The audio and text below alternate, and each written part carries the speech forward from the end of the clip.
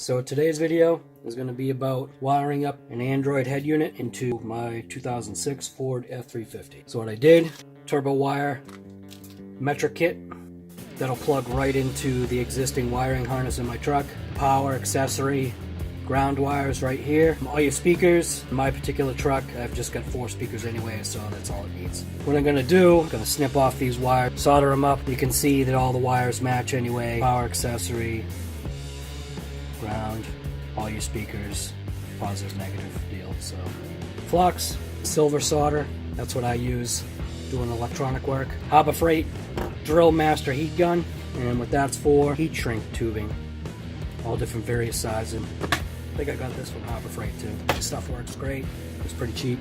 My Weller soldering iron heats up real fast, got a little light, it works. I haven't decided whether if I was gonna tin these wires first. First I gotta get to snipping this ISO connector off. It would be a lot easier in some ways to just go ahead and get an ISO connector, and that way it's just, you know, plug and play, and that's how they kind of design this. It's really not necessary for me. They don't have the female ISO connector that goes with the Ford anyways. Just gonna have to just snip them and go. IRWIN wire stripper, a little mini cutter.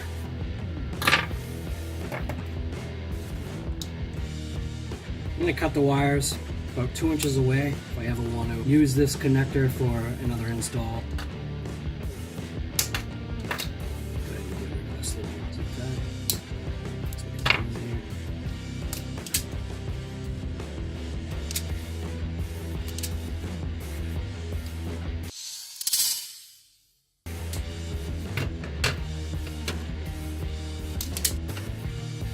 Twist up all the wires. I'm going to go ahead and just dip all of them right in the flux. Just helps the solder draw up. Each tube is going to give me 4 pieces. 13 altogether.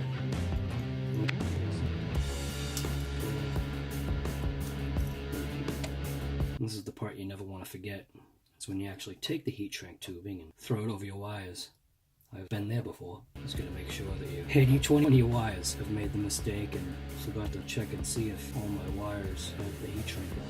Put them on so they're kind of out of the way. Soldering, in my opinion, is the better way to go. People use like butt connectors or whatever they are. I prefer to use solder. My opinion just seems like it's a better bond. I'm not gonna pull apart. Just solder them correctly. Check, I've all got them on there. Slide them up so they're out of my way.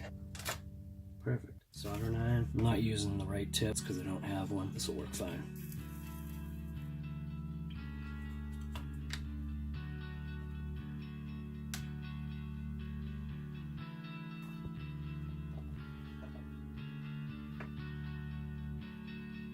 I used to have this thing called Helping Hands. Suction cup base. I think it was a suction cup at least. Can't remember if it was a clamp down or suction cup. It might have been a clamp down, I don't know. It's nice because it gave a way for the wire to be held, which right now it's what I'm having a hard time with. It's working out. The base that I was talking about, it had just alligator clips with little arms that you could move around. You could position the 2 wires, basically just held each other together like that, and then you could just solder. It was easy. This way is kind of a pain in the neck. It's working. Power side's done. Gonna get out the heat gun, put a little heat on them.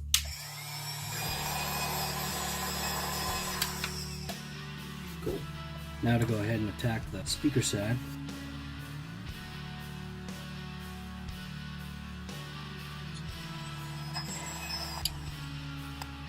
Done. So we're going to go ahead and get the dash out. It's pretty easy on these. Start over here at the driver's side. Keep it pull. Drag your fingers up here real quick, real easy. So you can get access to all the wiring. Another clip down here. And then what I like to do,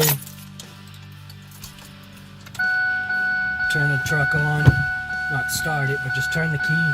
So you can put the shift lever all the way down the bottom, recline the tilt wheel all the way down. So you can see in the back, a whole ton of just wires and clips and all kinds of things that you gotta disconnect. Alright, so the dash is out. This is blocked off. One of the vents, my SCT Livewire TS Plus is mounted. Wiring for my lights and my emergency lights on the top. Now I figured I'd show you on the back side here so you can get an idea of where you'd be pulling from. So going from on the top of the dash, from left to right, you've got one right here on the right side of the left vent, left side of the gauge cluster, right side of the gauge cluster, another one that's pretty much right on that seam in between the gauge cluster area, right to the left side of the vent that's in the center of the dash, another one right above the radio, more on the left side, another one right here, left side of the right vent, then down here on the bottom, you have another clip right there. Focus. These right here are just bumpers for the dash. Another location right here below the four-wheel drive switch, the right and left side where the steering column is. One more right on the bottom left side of the dash, right underneath the light switches. At least give an idea of where these are located so that when you're prying, you know how many there are. So it's a total of 13 locations that need to pop. In this box right here is my Metra kit. I'm going to be using this doubled-in faceplate. Not that it really matters. Once you see the screen size, you're not going to see anything. I could probably just mount it in there without anything. These are the side pieces that actually attach to the head unit itself. Get some screws, that's about it. This Android head unit, it's got a GPS module. Basically got to fish this little connector in behind the dash. And I'll show you where I'm going to do that. I find the best place for me to do it is right up here. So this little door right here is holding one of the dash screws.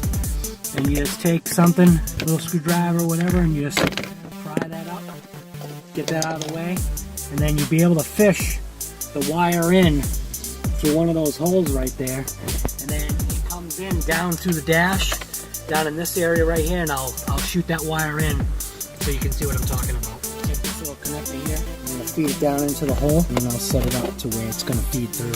Actually going to see it coming in through here. See the wire right here? There it is. Get in there and grab it.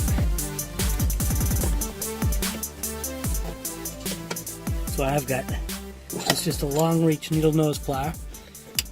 Just pull that right out of there. And there's your GPS wire. Right there. Fed right through the dash. Perfect location. Good to go. This unit also has a Wi-Fi antenna. GPS location is going there. It's right next to the light sensor for the headlights, the auto headlights. Then if you go over to the left side a little bit, right in the center above the gauges, in between the two defrosts, there's another one of these caps. And I'm going to pop that cap, take the Wi-Fi antenna, and mount it right here. And the wire is going to feed right into this little pocket right here. So just get a tool, go ahead and pry it up. Feeding the Wi-Fi wire in through this little spot. So to see where that lines up, it's right where the speedometer gauge is. What I'm going to do is take my long reach plunger grabber thing and go ahead in. The camera's like right in the way. Well, the phone is right in the way, but actually, you can actually barely see the connector. It's right there, right in the center of the shot. That's where the connector is. And if I use my grabber thing, it's enough to grab that, and it's got a little light on the end of it, which is cool too, and got that from Job Lot. So another little thing, they haven't paid me to say this Nightcore Flashlight, I've had this for a real long time. This particular model is the MH20 by Nightcore. You can see the website right there if you want to visit it. I'm going to post a link to it. The only reason why I'm doing that is because this light, I've had this for a few years now, and this thing is mint. It's really small. It has 4 settings, and it also has a strobe setting, and in case if you ever needed it, it's got the SOS setting. Not that I'm ever going to need it, but it's kind of cool. And there it is. Right there. Right in the center of the shot. So now I can just reach in with my hand and grab it and connect it up. So in this particular head unit, it has a camera in, which is this location right here. If you've got a rear camera or you're thinking about putting one in, this is the reverse camera wire for this head unit. So what's cool is right on top of the head unit, there's a wiring diagram right on it. Shows you where everything goes, what all the plugs are. So wiring, colors, everything. So makes this install really easy. So this is that plug. It's a 6-pin plug, but it's only using 2 of the pins. So we're just going to go ahead and get that installed. Click it right in. Boom.